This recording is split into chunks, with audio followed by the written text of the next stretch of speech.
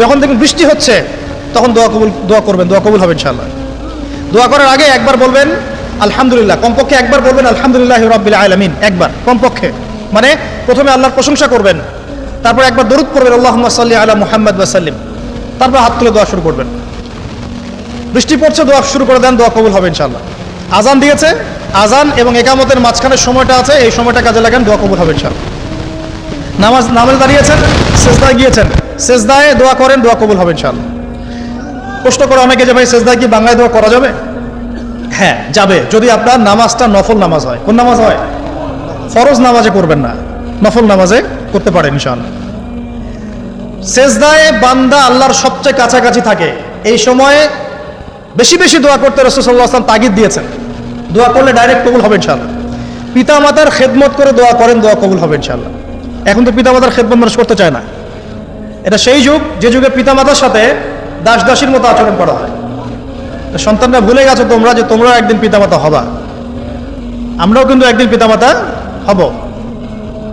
যারা বিয়ে শাদী করেছে, সন্তান সন্ততি হয়েছে, তারা জানে এই যে প্রসব বেদনার একটা সেকেন্ড, এক মিনিট প্রসব যে বেদনা মায়ের হয়, এর ঋণ আমরা সারা জীবনে শোধ করতে পারবো না। পারবেন? এই কারণে মায়ের পায়ে নিচ জান্নাতের কথা বলা আছে। মাদের সম্মান আল্লাহর কাছে অনেক বেশি, মেয়েদের সম্মান অনেক বেশি। এই নারীবাদী ফ্যামিলিস্টরা যা বুঝিয়েছে, ইসলাম এমন নয়। তো ইসলাম এমন নয়, ইসলামে মেয়ের মর্যাদা সবচেয়ে উপরে। সেই মেয়েদেরকে আমরা এখন কি করেছি? কাপড় চোপড় সব কমিয়ে কমিয়ে বেপর্দা করে রাস্তায় নামিয়ে দিয়েছে। যদি একটা মানুষ নিজের সম্মান না বোঝে, তাকে সম্মান কেউ দিতে পারে? নিজেকে চিনতে শিখুন। আমাদের সম্মান আল্লাহর কাছে অনেক বেশি। এটা বলছিলাম প্রিয় ভাইরা, মায়ের পায়ের নিচে আল্লাহ পাক সন্তান বেহেশতের কথা বলেছে। মা বোনদেরকে 4টা কাজ করতে বলো, অনলি 4টা কাজ। 5 ওয়াক্ত নামাজ যদি ঠিকমতো পড়তে পারে, 1 নাম্বার। 2, রমজান মাসে রোজা রাখে। 3 নাম্বার, পর্দা ঠিকঠাক মতো করে। আর 4 নাম্বার, স্বামীর আনুগত্য করে। ইনশাআল্লাহ জান্নাতের যে কোনো দরজা দিয়ে ইচ্ছা প্রবেশ করতে পারবে ইনশাআল্লাহ। এখানে স্বামীর আনুগত্যের কথা বলেছি, স্বামীর দাসত্বের কথা বলি না। আনুগত্য দাসত্ব এক জিনিস না। আনুগত্য মানে কি? আনুগত্য মানে আপনি স্বামীর যে কোনো ভালো কাজে আপনি তাকে সায় দিবেন, আনুগত্য। নামাজ পড়তে বলেছে, নামাজ পড়তে হবে। পর্দা করতে বলেছে, আপনি পর্দা করবেন। বেপর্দায় যাবেন, আপনি যাবেন না। এটা আনুগত্য। দাসত্ব কি? দাসত্ব হচ্ছে যে সে ভালো মন্দ যাই বলুক আপনি শুনছেন, এটা দাসত্ব। এটা করবেন না। মা বোনরা 4টা কাজ বাসায় গিয়ে আবার শুনিয়ে দিবেন। নবীজি বলেছেন 4টা কাজ কোনো মেয়ে করলে জান্নাতের যে কোনো দরজা দিয়ে ইচ্ছা প্রবেশ করতে পারবে। 1 নাম্বার, 5 ওয়াক্ত সালাত। 2 নাম্বার, রমজান মাসের সাওম রোজা। 3 নাম্বার, পর্দা ঠিকঠাক মতো করবেন, লজ্জাস্থানের হেফাজত। এবং 4 নাম্বার, স্বামীর আনুগত্য করা। মায়ের খেদমত করে দোয়া করেন, দোয়া কবুল হবে ইনশাআল্লাহ। বাবার খেদমত করে দোয়া করেন, দোয়া কবুল হবে ইনশাআল্লাহ। কোরআন তেলাওয়াত করে দোয়া করেন, দোয়া কবুল হবে ইনশাআল্লাহ। মনে করেন শেষ রাতে উঠেছেন, মানে শেষ রাত বলতে বোঝাচ্ছি এই ধরেন যে 2টার পর থেকে, এখন 2টা 2:30টার পর থেকে নিয়ে ফজর পর্যন্ত শেষ রাতে উঠেছেন। এই সময় আপনি যা দোয়া করবেন ইনশাআল্লাহ কবুল হবে। হ্যাঁ, বলতে বাধ্য হচ্ছি, এখনকার তরুণ সমাজ ওই 2টা 2:30টার দিকে ওই যে কার কার খেলা থাকে, ওই খেলাগুলো দেখার জন্য ওঠে, তাহাজ্জুদ পড়ার জন্য উঠতে পারে না। অথচ আল্লাহ পাক বলছেন কি, যে শেষ রাতে আল্লাহ পাক প্রথম আসমানে নেমে আসেন এবং আহ্বান করেন, কে আছো আমার কাছে কিছু চাইবে আমি দিব, কে আছো আমার কাছে রিজিক চাইবে দিব, কে আছো আমাকে ডাকবে আমি তোমার ডাকে সাড়া দিব, কে আছো আমার কাছে ক্ষমা চাইবে আমি তোকে ক্ষমা করে দিই। প্রিয় যুবক ভাইরা, আল্লাহকে মূল্যায়ন করতে শিখুন। এই সময়গুলোতে দোয়া করলে ইনশাআল্লাহ তাআলা আপনার দোয়া কবুল হবে ইনশাআল্লাহ। সবচেয়ে ইম্পর্টেন্ট হচ্ছে এটা, যেটা আমরা প্রত্যেকদিন পড়ি, প্রায় 17 রাকাত নামাজ পড়ি আমরা, ফরজ নামাজ।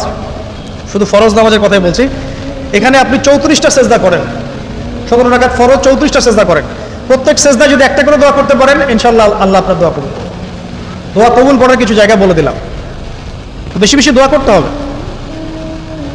আমরা উম্মার অবস্থাগুলোকে বুঝতে শিখব। এখানে এই 3 ব্যক্তি, এটা বলে আমি শেষের দিকে যাচ্ছি, একটু ধৈর্য ধরেন।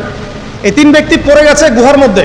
আমি বলছিলাম জেনা ছেড়ে দিলে তোমার দোয়া আল্লাহ পাক ডাইরেক্ট কবুল করবে ইনশাআল্লাহ। কিভাবে? এই দলিল দিচ্ছিলাম যে তারা বলছে আমাদের নেক আমল যা আছে এটা দিয়ে দোয়া করতে হবে, কোনো অপশন তো নাই বের হওয়ার। একজন বলছে যে আল্লাহ, আমি আমার পিতা মাতার খেদমত করতাম, মাকে দুধ পান না করিয়ে কখনো দুধ পান করি নাই। আল্লাহ, এই কাজটা যদি তোমার কাছে ভালো লেগে থাকে আজকে আমাকে এই বিপদ থেকে উদ্ধার করো। এই দোয়া করার সাথে সাথেই এই গুহা থেকে পাথরটা একটু সরে গেল এভাবে। আর জড়বস্তু আল্লাহ পাকের হুকুম মানে, আল্লাহ পাকের হুকুম মানে না খালি দুইটা শ্রেণীর মানুষ, এক হচ্ছে মানুষ আর একটা জিনজান। এই পুরো প্রকৃতি আল্লাহ পাকের হুকুম মেনে চলে। আর জড় বলতে আসলে কিছু নাই, যদি আমি বোঝানোর জন্য জড় বলেছি, আল্লাহ পাকের হুকুমে সবকিছু জীবন্ত। এই যে মাটিতে আমরা বসে আছি না এখন, এই মাটি কিয়ামতের মাঠে সাক্ষী দিবে যে এখানে মাহফিল হয়েছিল। হ্যাঁ, ওইখানে বসে তুমি টিকটক করেছো, লেকচার শুনো নাই ভালো করে। একটা মাহফিলে যাচ্ছিলাম, দেখলাম যে এখন স্টেজে উঠি নাই, ওই সুযোগে দেখলাম যুব সমাজ রাস্তার পাশে দাঁড়িয়ে সিগারেট খাচ্ছে, ব্রেক নিচ্ছে আগে, চা সিগারেটের ব্রেক। হুজুর আসলে আলোচনা শুনবো। এখানে এসে যদি আমরা মানে কোরআন সুন্নাহর বাইরে কোনো কাজ করি, এই মাটি আবার সাক্ষী দিবে। এটা দলিল কোথায় আছে? সূরা জিলজাল পড়ে দেখবেন। সূরা জিলজালের মধ্যে দলিল আছে যে আল্লাহ পাকের হুকুমে এই জমিন কথা বলবে ইনশাআল্লাহ, আল্লাহ পাক হুকুম করলে। জি, তো একটু সরে গেল ওই পাথর। তারপরের ব্যক্তি দোয়া করছে, আল্লাহ আমার একজন কাজের লোক ছিল, সেই কাজের লোক কিছু টাকা পেত, টাকা না নিয়ে বেচারা চলে গেছে, আমি ওই টাকা দিয়ে কিছু পশু কিনেছি, এই পশুগুলো কিনে আমি পালন করেছি। অনেক দিন পর সেই ব্যক্তি এসেছে, আমার টাকা দাও। তখন আমি বলেছিলাম যে এই যতগুলো পশু দেখছো সব তোমার। সেই লোক বলছে, আমার সাথে কি ঠাট্টা করছো? বলছে, না ঠাট্টা করছি না, তোমার টাকা দিয়ে আমি পশু কিনেছিলাম, এই প্রজনন হতে হতে হতে আজকে এতগুলো হয়েছে, সব তোমার, নিয়ে যাও। আল্লাহ কলিজা দেখেন, আসলে দান করার জন্য কলিজা লাগে, টাকা লাগে না। আল্লাহর পথে দান করার জন্যে কলিজা লাগে, টাকা লাগে না। আর কিছু মনে করবেন না, আমি বিভিন্ন মাহফিলে যাচ্ছি, একটা কমন দৃশ্য দেখি এই কালেকশনের। আমার জানা নাই যে এভাবে নাম লিখিয়ে কোনো কালেকশন নবীর যুগ থেকে হয়েছে, আমার জানা। বরং কতটুকু দিয়েছে এটা গোপন রাখলেই ভালো। কে দিয়েছে, কত দিয়েছে জানানোর তো কোনো দরকার নাই। দিয়েছে, নিয়ে চলে আসবেন, শেষ। আমরা কাকে সন্তুষ্ট করার জন্য দেই? আল্লাহ জানলেই তো যথেষ্ট। কি দরকার জনগণ জানতেই হবে আমি 5,000 টাকা দিয়েছি? এতে আমার লাভটা কি? নেকি উল্টা আরো কমে গেল। উল্টা 7 শ্রেণীর মানুষ, একটা হাদিস আছে, 7 শ্রেণীর মানুষ কিয়ামতের মাঠে আরশের ছায়া পাবে। কিসের ছায়া পাবে? আরশের ছায়া, যে ছায়া ছাড়া কোনো ছায়া থাকবে না। ওর মধ্যে এক শ্রেণী হচ্ছে ওই ব্যক্তি যে এত গোপনে দান করে, তার বাম হাত জানে না ডান হাত কি দান করছে। এই ব্যক্তি আরশের ছায়া পাবে ইনশাআল্লাহ। তো দুনিয়া যদি উদ্দেশ্য থাকে, নাম প্রকাশ করা, জাহির করার উদ্দেশ্য থাকে, বা যদি এমন হয় যে এখানে লৌকিকতা উদ্দেশ্য থাকে, নেকি নষ্ট হয়ে যেতে পারে, সুযোগ আছে, চান্স আছে। তো এই ট্রেডিশনগুলো বন্ধ করলে মনে হয় ভালো হয়। এটা আমার পরামর্শ, বাকি এটা বিবেচনা আপনাদের। আর এই ব্যক্তি বলছে আমি এই সব কিছু দান করে দিয়েছি। দেখেন, দান করতে কি লাগে?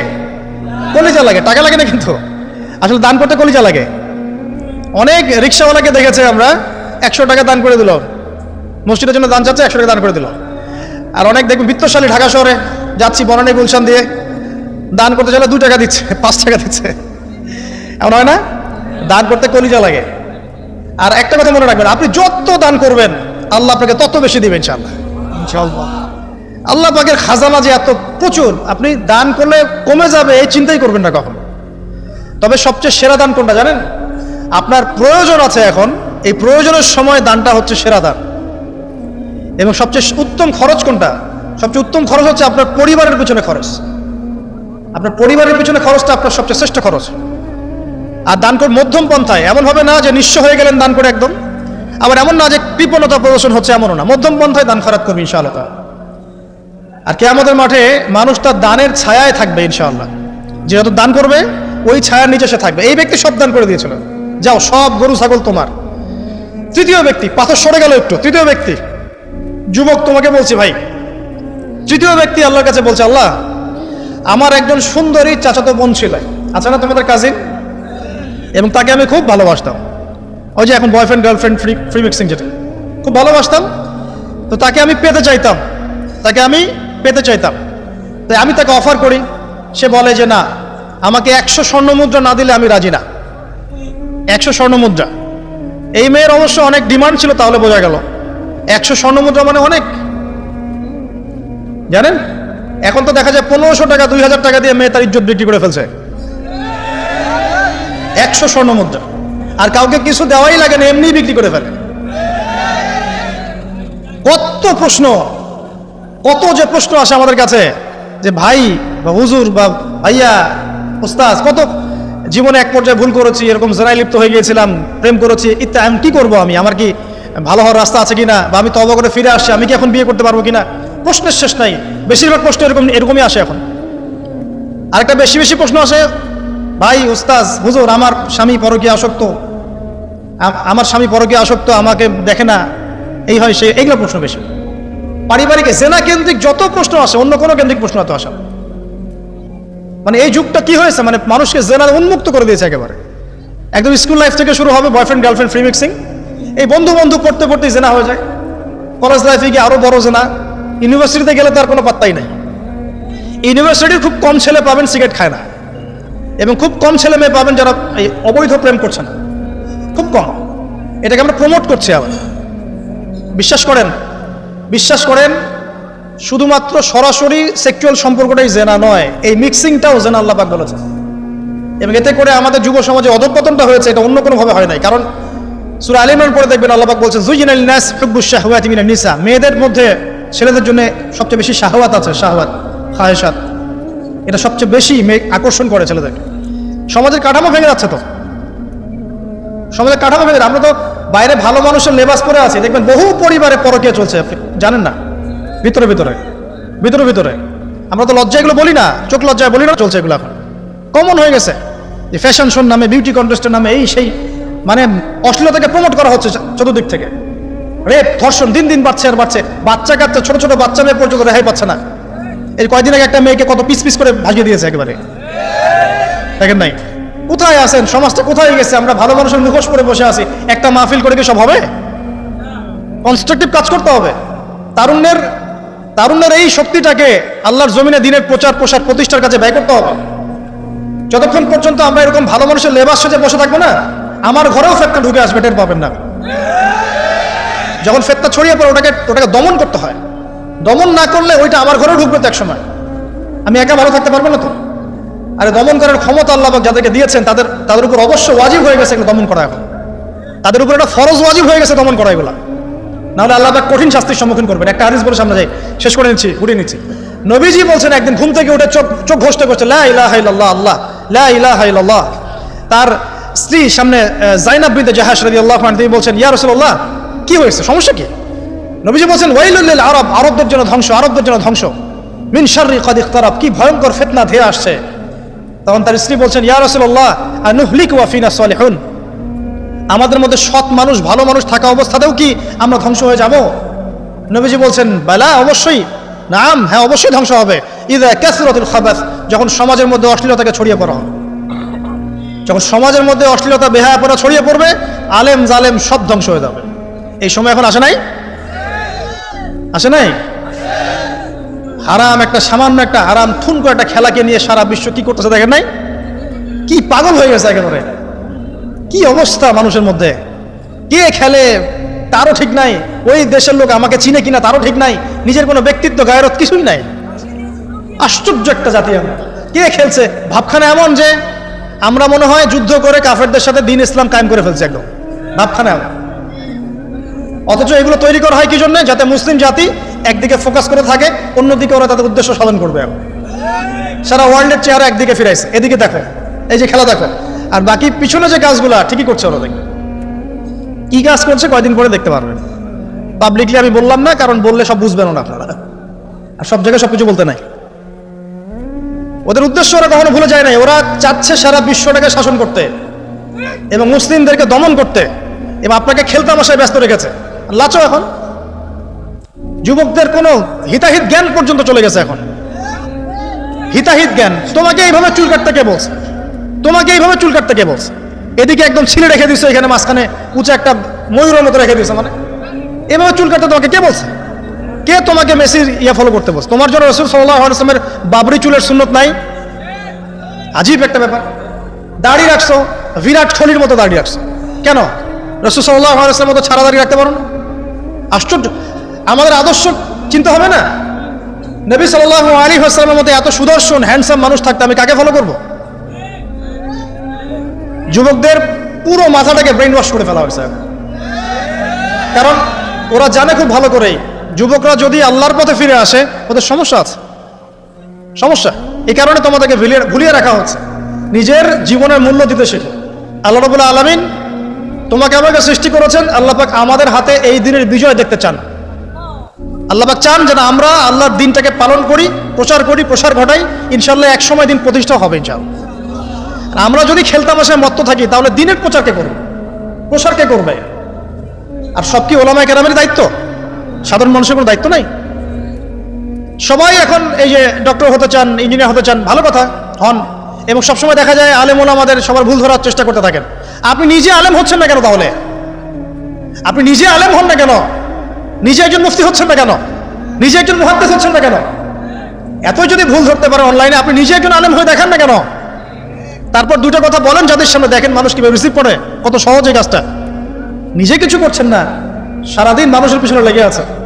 দেখবেন কিছু মানুষ আছে এই মুসলিম সমাজের মধ্যেই, আমি তো লম্বা করে ফেলছি হয়তো বা, মুসলিম সমাজের মধ্যেই কিছু মানুষ ইসলামের লেবাস পোশাক পরেই আছে, কিন্তু এরা মুসলিমদেরকে ছোটখাটো বিষয়ে ব্যস্ত রেখেছে। হাত বাঁধা, রফুলিয়া দেন, জোরে আমিন, পায়ে পায়ে, কিছু কিছু সিলি বিষয়ের জন্য বলছি যে বড় বড় বিষয়গুলো বাদ দিয়ে ছোটখাটো বিষয়গুলো কিনে উম্মাকে ইখতিলাফে ব্যস্ত রেখে দিয়েছে। ভাবখানে এমন যেন ইসলামের সব বিষয় প্রতিষ্ঠা হয়ে গেছে, এখন এই 4টা বিষয় বাকি আছে। ভাবখানে এমন, অথচ সারা ওয়ার্ল্ডের মধ্যে ইসলাম আস্তে আস্তে সংকুচিত হয়ে গেছে। আমরা কবে স্মার্ট হব? প্রিয় ভাইরা, মনে রাখবেন আমরা সবাই মিলেই মুসলিম জাতি। পলিটিক্যাল লিডার্স আছেন, প্রশাসনের লোক আছেন, আমাদের যুবক যুবতী, তরুণ তরুণী, সবাই মিলেই আমরা এই উম্মা জাতি। আমরা কেউ কারো শত্রু নই, কেউ কারো দুশ্মন নই। সবার মধ্যে ভালো কিছু পাবেন, ভালো নিয়ে নেন, খারাপটা ছেড়ে দেন। উম্মাকে ঐক্যবদ্ধ করার চেষ্টা করেন। এই ছোটখাটো বিষয়গুলোকে ইখতিলাফ বন্ধ করেন, আল্লাহর ওয়াস্তে বন্ধ করেন। বড় বড় বিষয়গুলো থেকে ফোকাস করেন, তরুণদেরকে শিক্ষিত করেন, আদর্শ পরিবার করেন, শিক্ষা অর্জন করেন, জ্ঞান অর্জন করেন, বড় আলেম স্কলার হন, বিশ্বকে নেতৃত্ব দেন। পলিটিক্স করলে ভালো করে করেন, যাতে করে আপনার দ্বারা দুনিয়ার দিনের খেদমত হয়, আলহামদুলিল্লাহ। ইকোনমিক্স হলে ভালো করে হন, বিজ্ঞানী হলে বড় বিজ্ঞানী হন, মানে আপনি বড় স্বপ্ন দেখেন। ইয়াং জেনারেশনকে নিয়ে আসেন ইসলামের দিকে, তাদের দ্বারা ইনশাআল্লাহ ইসলামের বিজয় হবে। ওই যুবক বলছে, আল্লাহ আমার এই চাচাতো বোনকে পেতে চাইতাম, সে 100 স্বর্ণমুদ্রা চেয়েছে। 100 স্বর্ণমুদ্রা সে বহুত কষ্ট করে অর্জন করে শেষমেশ ওকে দিল। দেওয়ার পর বলছে এখন আমাকে দাও। এখন সে প্রস্তুত, শুরু করবে, মানে দুজন কাছাকাছি এসে গেছে, এবার সেক্সুয়াল সম্পর্ক শুরু হবে কেবল। এই হওয়ার সময় এই মেয়ে বলে বসছে যে হে আল্লাহর বান্দা, আমি আমার সতীত্ব এতদিন পর্যন্ত হেফাজত করেছি, আল্লাহর দোহাই লাগে আমার সতীত্বটা নষ্ট করো না। কে বলছে? এই মেয়েটা বলছে। এবার এই ছেলে তাৎক্ষণিক সেখান থেকে উঠে গেল। হাদিসে এমন শব্দ এসেছে যে সেই ছেলে ওই মেয়ের মানে মাঝখানে বসে পড়েছে আর কি। ওখান থেকে সে উঠে গেল, উঠে স্বর্ণমুদ্রাও নিল না, স্বর্ণমুদ্রা রেখে দিয়ে সে আল্লাহর ভয় সেখান থেকে উঠে চলে আসলো, জেনা করলো না। সে বলছে, আল্লাহ ওই কাজটা যদি আমি তোমার ভয় করে থাকি, তুমি যদি জানো, আজকে এই পাথরটা এখান থেকে সরিয়ে দাও আল্লাহ। আল্লাহ পাক সেই পাথরটা পুরো সরিয়ে দিলেন এখান থেকে। চাক্ষুষ মৃত্যুর হাত থেকে আল্লাহ পাক বাঁচালেন কোন ওসিলায়? জেনা থেকে দূরে থাকার ওসিলায়। প্রিয় যুবক ভাই এবং যুবতীদেরকে বলবো, চারিত্রিক পবিত্রতা হেফাজত করেন, আল্লাহর ওয়াস্তে নিজের জীবনটাকে পবিত্র করেন, দিনের ইলম অর্জন করেন, বেশি বেশি আমল করেন, ভালো কাজে ব্যস্ত থাকেন, সমাজ কল্যাণমূলক কাজ করেন, বেশি ভালো কাজে ব্যস্ত থাকেন। খারাপ সার্কেলের সাথে মিশিয়েন না, ভালো সার্কেলে মিশেন। আলেম ওলামার সাথে সম্পর্ক রাখেন, মাদ্রাসার সাথে একটু যোগাযোগ রাখেন, দিনী হালাকাগুলোয় বসেন। এই অহেতুক ফাহেসা কাজগুলোতে সময় নষ্ট করেন না। কোরআন তেলাওয়াত করেন, বেশি বেশি করেন, দিনী বইপত্র পড়েন। এই যে ভ্রাম্যমাণ লাইব্রেরিগুলো আছে না, বই পড়েন। আমি বলছি না শুধু ইসলামিক বই পড়তে হবে আপনাকে, আপনি অর্থনীতির বই পড়েন, সমাজবিজ্ঞানের বই পড়েন, রাষ্ট্রবিজ্ঞানের বই পড়েন, জিওপলিটিক্যাল বইগুলো পড়েন, কোরআন সুন্নাহ তো পড়বেনই, শিক্ষিত হন ইনশাআল্লাহ তাআলা। আজ হোক আর কাল হোক আমরা বিশ্বাসী, ওই যে যুগটা ছিল, যে যুগে মুসলিমরা সারা বিশ্ব দাপটের সাথে দাপিয়ে বেরিয়েছে আর কি, প্রত্যেকটা ডিপার্টমেন্ট মুসলিমরা রুল করেছে, ইনশাআল্লাহ আবারও সেই সময় ফিরে আসবে ইনশাআল্লাহ। আমরা বিশ্বাস করি আল্লাহ রাব্বুল আলামিন তার রাসূলের মাধ্যমে জানিয়েছেন যে ফিতনাময় পরিবেশটা চিরস্থায়ী হবে না। এখন হয়তো ফিতনা চলছে, কিন্তু এরপরে আসবে ইনশাআল্লাহ তাআলা আল মাহদির যুগ। কার যুগ? ইমামুল মাহদির যুগ আসবে ইনশাআল্লাহ। তারপরে ঈসা ইবনে মারইয়ামকে আল্লাহ পাক পাঠাবেন, এবং যত দুশমন আছে ইসলামের সবার সাথে সরাসরি ব্যাটল হবে, হাদিসে বলা আছে, কিছু করেন ভাই। এবং সেই যুদ্ধগুলোতে মুসলিমরা জিতবে ইনশাআল্লাহ। তারপরে সারা বিশ্বে ইসলামী খেলাফা কায়েম হবে ওই জেরুজালেম থেকে ইনশাআল্লাহ আযজা ওয়া জাল। আমরা দোয়া করি আল্লাহ রাব্বুল আলামিন আমাদের যুব সমাজকে যেন কবুল করে নেন, আমিন। এবং তাদেরকে এই জাগতিক ফিতনাগুলো থেকে আল্লাহ পাক হেফাজত করুন। আমাদের সতীত্ব, পবিত্রতা, চরিত্রের সৌন্দর্য আল্লাহ পাক যেন অটুট রাখে, জেনা থেকে আল্লাহ পাক যেন বাঁচিয়ে রাখে। আল্লাহ পাক আমাদের সবাইকে দিনের ইলম অর্জন করার তৌফিক দান করেন, জীবন সম্পর্কে সচেতন হওয়ার তৌফিক দান করেন, সময়কে মূল্যায়নের তৌফিক দান করেন। খাস পর্দায় থাকার তৌফিক দান করেন মা বোনদেরকে, এবং আমাদের মধ্যে উম্মার ঐক্যের জন্য কাজ করার তৌফিক আল্লাহ পাক সবাইকে দান করেন, আমিন।